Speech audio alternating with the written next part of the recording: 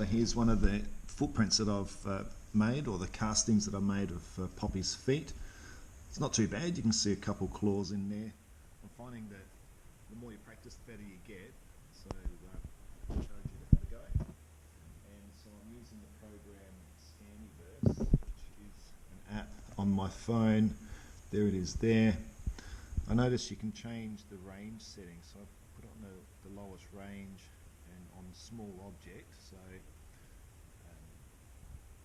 think that might help. And the reason why I chose this program is because it actually can export the file as an STL file, which is suitable for our 3D printers at work. So what you have to do is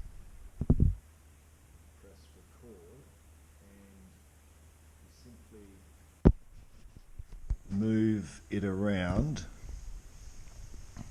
and gather data, really.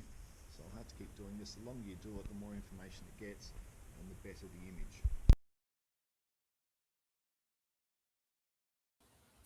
So with the programs that we're using, we just drag the STL file over and drop it into Flash print.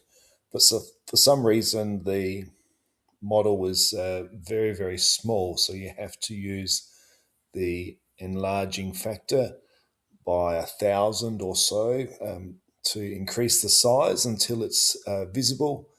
And also you can rotate the model around to whatever way you want, cutting and pasting to print multiple paw prints for students to use for their storytelling and so on.